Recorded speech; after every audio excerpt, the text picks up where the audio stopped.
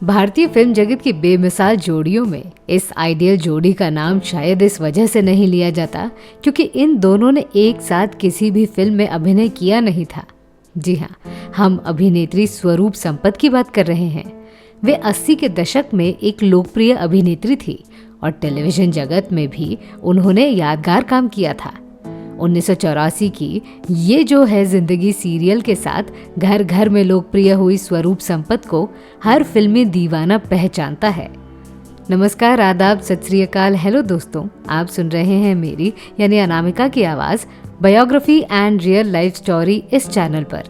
Channel के नियमित दर्शकों से विनती करना चाहूँगी कि वे चैनल को तुरंत ही सब्सक्राइब करें। स्वरूप संपत का जन्म 3 नवंबर 1958 को वडोदरा में हुआ था। उनके पिताजी बच्चू संपत गुजराती थिएटर के जाने माने अभिनेता थे। वहीं स्वरूप की मां एक डॉक्टर थी। अभिनव विरासत में जन्मे स्वरूप संपत को अभिनय में कोई रुचि नहीं थी, पर क्रिएटिविटी से जुड़े काम करना उन्हें ज्यादा अच्छा लगता था। अभिनेत्री तबस्सुम के अनुसार स्वरूप कॉलेज के दिनों से अभिनय करती आ रही हैं। हमारे हिसाब से वो रंगमंच से तो जुड़ी हुई थी, पर सेट डिजाइन करने के लिए सेट के पीछे चलने वाले काम करते करते उनका एक्टिंग से नाता जुड़ा, वो भी सफ़ी इनामदार और परेश रावल के कारण। 1975 के साल में स्वरूप मुंबई के एल्फिंस्टन कॉलेज में पढ़ रही थी। वहां परेश रावल और शफी इनामदार राज्य स्तर के लिए एक प्ले पर काम कर रहे थे। उसी नाटक के लिए स्वरूप संपत सेट डिजाइन कर रही थी। परेश रावल और सफ़ी इनामदार एक जगह बैठकर महिला कलाकार के आने का इंतजार कर रहे थे। ऐसे में परेश रावल ने स्वरूप की तरफ निर्देश देते हुए सफ़ी से कहा, क्या हम उस लड़की से अभिनय करवा सकते हैं? सफ़ी को भी 17 साल की स्वरूप संपत पसंद आई।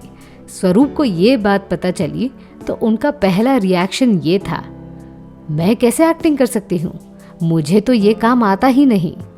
पर सफ़ी ने उनसे अभिनय करवाया। उस प्ले को राज्य स्तर पर खूब सारे अवार्ड्स भी मिले। स्वरूप ने भी 45 साल की महिला का किरदार सफलतापूर्वक निभाया, जिसके कारण 20 साल के परेश को स्वरूप से एक तरफा प्यार हुआ।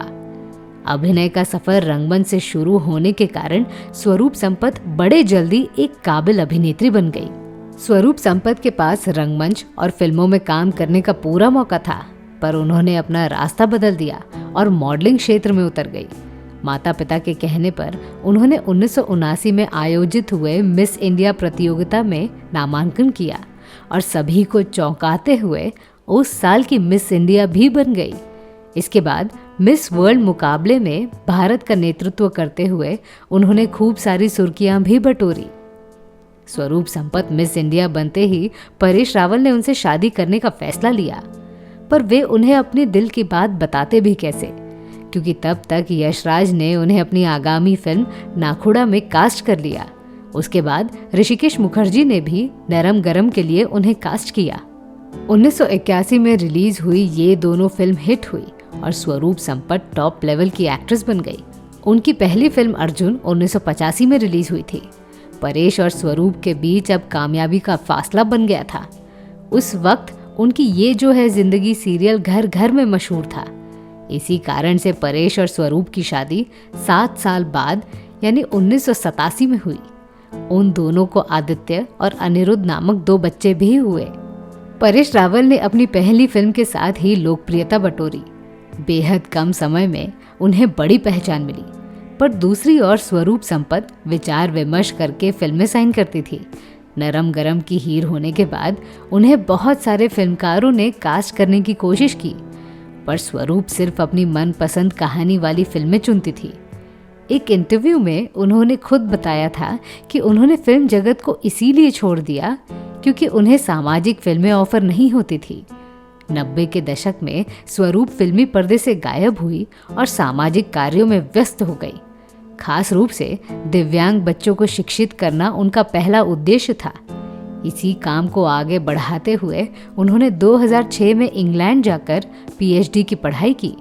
उसके बाद उन्होंने दिव्यांग बच्चों को एक्टिंग सिखाने का भी काम किया, जिसके चलते उस वक्त के गुजरात के मुख्यमंत्री श्री नरेंद्र मोदी ने उन्हें गुजरात की मास्टर जी बोलकर सम्मानित किया था। स्वरूप संपत ने फिल्मों से लंबा ब्रेक लेकर समाज कार्य जरूर किया, पर सिल्वर स्क्रीन से ज़्यादा समय दूर नहीं रह पाई। 2019 की Uri the surgical strike film में उन्होंने आखिरी बार अभिनय किया था। तो मैं थी आपकी अनामिका। मेरी सुनाई हुई कहानी आपको कैसी लगी ये हमें कमेंट सेक्शन में ज़रूर बताइएगा, और हमारे channel biography and real life stories को सब्सक्राइब करना न भूलें। नमस्कार।